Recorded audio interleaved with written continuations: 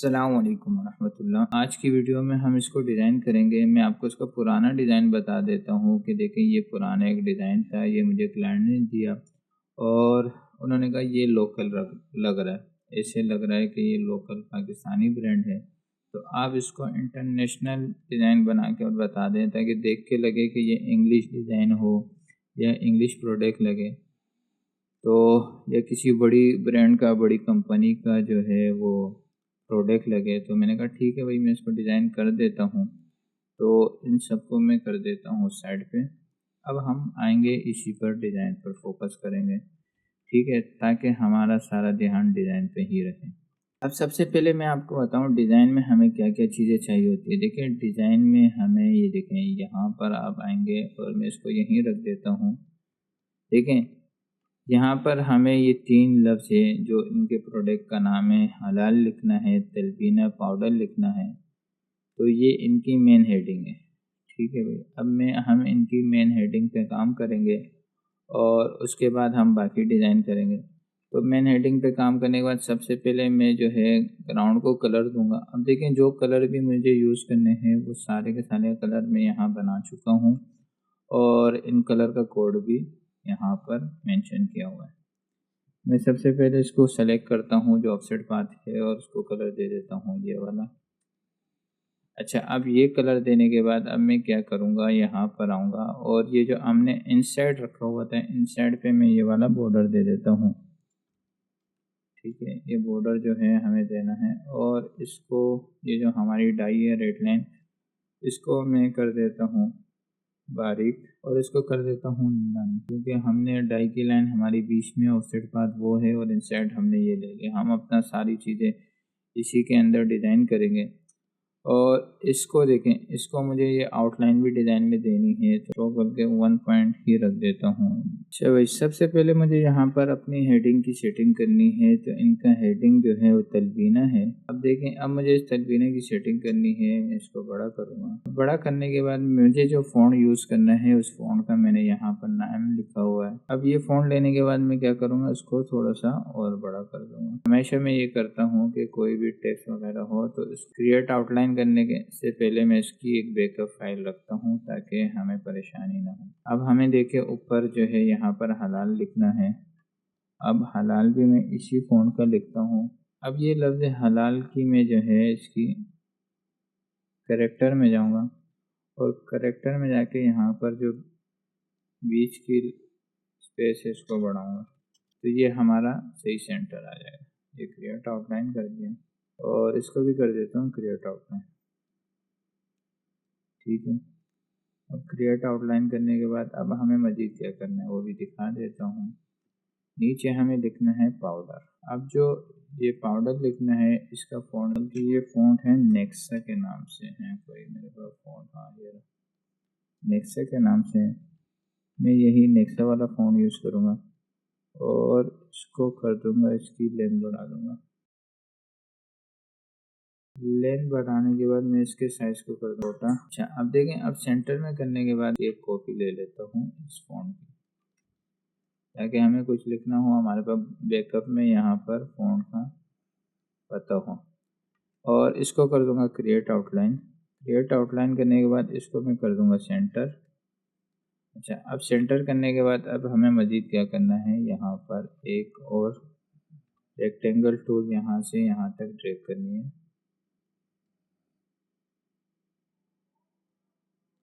और इसको कलर दे देना है ये ग्रीन कलर, ये वाला ग्रीन कलर दे दूँगा मैं, ये वाला डार्क कलर। अब ग्रीन कलर देने के बाद हम यहाँ पर क्या करेंगे, इसके राउंड को, एजेस को हम थोड़ा सा राउंड कर देंगे और राउंड करने के बाद अब मुझे यहाँ पर क्या टेक्स्ट लिखना है वो टेक्स्ट ये मैं लिख चुका हूँ ताकि हमारा टाइम कम से कम लगे। ये टेक्स्ट लिखने के बाद मैं इस टेक्स्ट को छोटा कर दूंगा ताकि हमारे इसी के अंदर आ जाए जितनी हमने ये शेप ली हुई है, और इसको कर देता हूँ, इस शेप को भी इसके साथ सेंटर अलाइन कर दूंगा और इस टेक्स्ट को भी इसके साथ सेंटर कर दूंगा। अब सेंटर करने के बाद मैं इसको कलर दूंगा वाइट और इस टेक्स्ट को भी मैं क्रिएट आउटलाइन कर दूंगा। क्रिएट आउटलाइन का ये फ़ायदा है कि हम इसको सेंटर कर सकते हैं। लेंथ है, इसको और बढ़ा देता हूँ, इसको कर देता हूँ 500। लुक वाइज अच्छा करना है तो मैं यहाँ से यहाँ तक एक लाइन ड्रैग कर दूंगा, उसको ब्लैक कलर ही दूंगा। स्ट्रोक ब्लैक करने के बाद यहाँ पर आऊँगा स्ट्रोक के स्टाइल पे, और स्टाइल पे आने के बाद मैं इसको कर देता हूँ ये वाला। ऑब्जेक्ट पे जाने के बाद मैं क्या कर दूंगा, इसको एक्सपेंड कर दूंगा। अब एक्सपेंड करने के बाद मैं क्या करूँगा, ई का बटन प्रेस करूँगा और ये वाला टूल ले लूँगा और उसको यहाँ से थोड़ा सा और बड़ा कर दूँगा। अब देखें यहाँ ये हमारी यहाँ आ गई है, और इसको ग्रीन शेप के साथ राइट अलाइन कर दूँगा और इसी को ऑल्ट शिफ्ट का बटन क्लिक करने के बाद मैं क्या करूँगा, इसको यहाँ से लेफ्ट अलाइन कर दूँगा। अब देखें ये पाउडर का लफ्ज़ जो है हमारा, ये इससे सेंटर अलाइन नहीं हुआ है, मैं इसको सेंटर अलाइन करूँगा। अब ये देखें, अब ये हमारा एक डिज़ाइन आ गया। अब देखें हमें यहाँ पर एक लोगो लगाना है। अब लोगो लगाने के लिए मैं क्या करूँगा, ये उन्होंने लोगो की एक जेपीजी फाइल दी है, ठीक है। मैं इसको ट्रेस करूँगा और यहाँ पर आऊँगा विंडो पे, और विंडो पे आने के बाद इमेज ट्रेस करूँगा।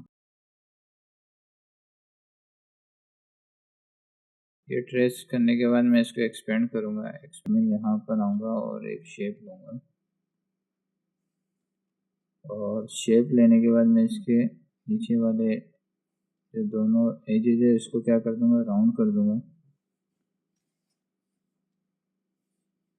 शेप बिल्डर टूल लूँगा और शेप बिल्डर टूल से देखें ये जो बाहर का एरिया है इसको क्या कर दूँगा, माइनस। देखें हमारी ये इसी राउंड के साथ कट गया। अब मैं क्या करूँगा, यहाँ पर कंट्रोल वाई करूँगा और फिर ये टेक्स्ट को सेलेक्ट करते हैं, कंट्रोल शिफ्ट और ये ब्रैकेट वाला बटन प्रेस करूँगा और इसको मैं कलर दे देता हूँ, और इसको कलर दे दूँगा बिल्कुल थोड़ा सा डार्क कर दूँगा, या तो उसको कर देता हूँ मैं वाइट। और ये देखें ये बहुत ही बेहतरीन शेप बन गई है, हमारा लोगो भी आ गया। मैं इसको क्या करूँगा, मैं क्लिपिंग मास्क कर दूँगा ग्राउंड को। ये देखें मैं इसकी कॉपी लूँगा और यहाँ पर आकर इसको पेस्ट कर दूँगा और थोड़ा सा और छोटा कर दूँगा। यहाँ पर मुझे ये इतने ही चाहिए। अब मुझे यहाँ पर लिखना है तलबीना पाउडर, तो ये तलबीना पाउडर मैं लिख चुका हूँ। इसको लेकर आऊँगा यहाँ पर मुझे तलबीना पाउडर लिखना है और इस तलबीना पाउडर को छोटा कर दूँगा और यहाँ से आऊँगा और मैं इसकी जगह पे रखूँगा, थोड़ा सा रोटेट कर दूँगा और इसको कलर दे दूँगा वाइट। इसको मैं रेगुलर ही रहने देता हूँ। तलबीना का आई है, अब आई का जो नुक्ता है, डॉट है, इस डॉट की जगह मुझे ये पत्ता लगाना है और यहाँ पर देखें ये हमारी इसकी सेटिंग हो गई। फिर यहाँ पर एक तस्वीर लेकर आनी है, नेट वेट यहाँ पर मैं इसको कर दूँगा 500 ग्राम। अब देखिए यहाँ पर मैं इस तस्वीर की सेटिंग कर लूँगा। ये तस्वीर मुझे यहाँ तक चाहिए, ठीक है। तस्वीर की सेटिंग करने के बाद अब मुझे क्या करना है, ये तस्वीर की सेटिंग करने के बाद अब मैं इस तस्वीर को क्या करूँगा, ट्रांसपेरेंट में आऊँगा और ट्रांसपेरेंट में आके मैं मेक मार्क्स कर दूँगा। मेक मार्क्स के बाद मैं ये क्लिप हटा दूँगा और इस पे यहाँ पर आऊँगा, इस वाइट वाले पे ही क्लिक करूँगा। वाइट वाले पे क्लिक करके मैं यहाँ पर आऊँगा, एक रेक्टेंगल टूल लूँगा और इतना ही रेक्टेंगल टूल ले लेता हूँ जितनी तस्वीर है, और यहाँ पर आकर इस पर ग्रेडियंट अप्लाई कर दूँगा। अब देखें, अब ग्रेडियंट अप्लाई करने के बाद मैं जी का बटन प्रेस करूँगा और जी का बटन प्रेस करके मैं देखें इसकी सेटिंग करूँगा कि भाई मुझे यहाँ पर, अब देखिए मुझे तस्वीर को वाज़े करना है कि मेरी तस्वीर वाज़े हो जाए, तो मैं यहाँ पर इसी तरह इसकी सेटिंग करूँगा और ये देखें तस्वीर वाज़े हो गई। और मज़ीद अगर मुझे यहाँ से वाज़े करनी है तो मैं यहाँ से इस तरह की सेटिंग कर दूँगा और सेटिंग करने के बाद क्या करूँगा, मैं बल्कि यहाँ सेंटर से इसकी सेटिंग कर देता हूँ। अच्छा देखिए इन दोनों को सेलेक्ट करूँगा और फिर यहाँ तस्वीर पे आऊँगा। तस्वीर पे क्लिक करने के बाद मैं कर दूँगा इसको मल्टीप्लाई। अच्छा अब देखिए मल्टीप्लाई करने के बाद अब हमें क्या करना है, अब देखें, अब मैं इन दोनों को पकड़ के ग्रुप करूँगा और ये हमारा देखें ये सेंटर आ गया है, सेंटर कर दूँगा मैं। अब मैं जो हमारी ये जो ऑफसेट पाथ की शेप है, इसी पाथ की एक और कॉपी ले लूँगा, कमांड C कर दूँगा और कमांड F करके ये देखिए मैं इसको फ्रंट पे ले आऊँगा। फ्रंट पे लाने के बाद अब मैं क्या करूँगा, इसकी सिलेक्शन ले लूँगा और यहाँ पर आऊँगा, इन तस्वीर की लूँगा और इसको मेक क्लिपिंग मास्क कर दूँगा। देखिए मैं क्लिपिंग मास्क करने के बाद देखें मुझे यहाँ पर अगर तस्वीर को थोड़ा सा और ऊपर करना है, मैं इस पे आऊँगा और डबल क्लिक करूँगा, तस्वीर को थोड़ा सा और ऊपर कर देता हूँ, थोड़ा सा नीचे कर देता हूँ। ये देखें हमारी ऑफसेट पर। अब मैं क्या करूँगा, देखें अब मैं इसको थोड़ा सा, ये अब देखें ये हमारे फ्रंट पे पड़ा हुआ है, मैं इसको नीचे ले जाता हूँ और ये देखें अब ये सारी लाइन के नीचे आ गया। अब ये हमारा क्या हो गया, एक फ्रंट का डिज़ाइन बन गया। अब फ्रंट का डिज़ाइन बनने के बाद अब हमें बैक का डिज़ाइन बनाना है। ये हमारा फ्रंट डिज़ाइन हो गया, बहुत ही बेहतरीन। अब बैक के लिए हम क्या करेंगे, देखें इसी की हम यहाँ पर डुप्लीकेट कॉपी ले लेंगे। डुप्लीकेट कॉपी लेने के बाद यहाँ पर हम आएंगे, इसको डिलीट कर देंगे, इसको लोगो,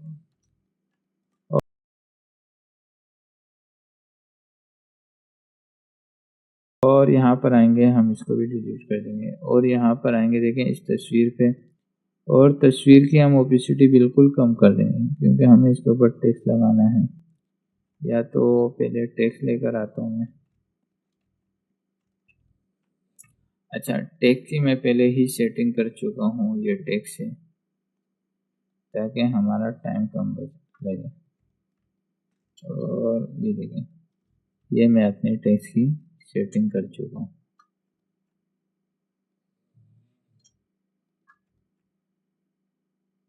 यहाँ पर आकर मैं इसके साथ अलाइन कर दूँगा। ये देखें ये हमारी टेक्स्ट की सेटिंग हो गई है। अब यहाँ पर हम क्या करेंगे, इस तस्वीर को हम नीचे की तरफ मूव कर देंगे बस।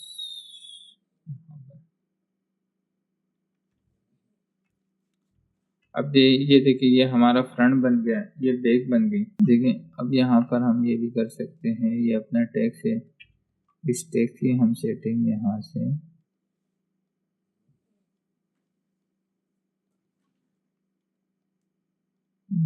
कर सकते हैं ऊपर से। ये देखें यहाँ ये शेप आ रही है, यहाँ से कर सकते हैं। और अब देखें यहाँ पर ये आउटलाइन बाहर जा रही है, तो मैं क्या करूँगा, इन दोनों को सेलेक्ट करूँगा और शेप बिल्डर टूल से आके यहाँ माइनस कर दूँगा।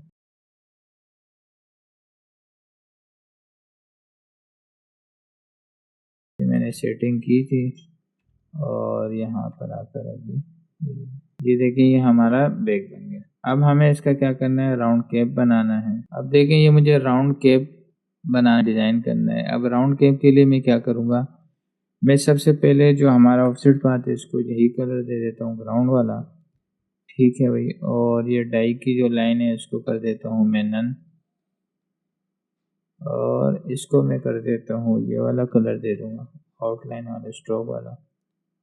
और इस स्ट्रोक को मैं थोड़ा सा बारीक कर देता हूँ। अब बारीक करने के बाद अब हम यहाँ पर क्या आएंगे, इसी डिज़ाइन को सेम टू सेम कॉपी करेंगे और यहाँ पर आएंगे और यहाँ पर प्रेस कर देंगे। अब मैं शिफ्ट का बटन प्रेस करूँगा और यहाँ पर आऊँगा और यहाँ पर देखें मैं इसको सेटिंग करता हूँ। इन दोनों को पकड़ूंगा और इसके सेंटर कर दूंगा। ये देखें ये सेंटर होने के बाद मैं इसको थोड़ा सा नीचे की तरफ मूव कर दूंगा और इसको यहाँ रख दूंगा। और ये लोगों की शेप है, इसको भी फिर हम इसकी शेप की भी सेटिंग कर देते हैं। देखें ये यहाँ पर मैं इसको, लोगों की शेप है, मैं इसको ऊपर ले जाके फिर कटिंग कर दूंगा। ये देखें अब मैं शेप बिल्डर टूल लूँगा, पहले इसको मैं करता हूँ सेंटर। सेंटर में करने के बाद मैं इन दोनों को ये क्या करूँगा, शेप बिल्डर टूल लूँगा, इसको माइनस कर दूँगा।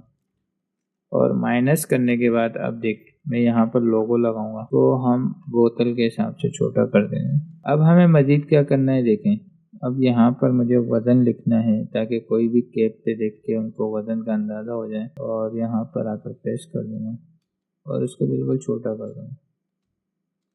और यहाँ पर लिख लूँगा डायग्राम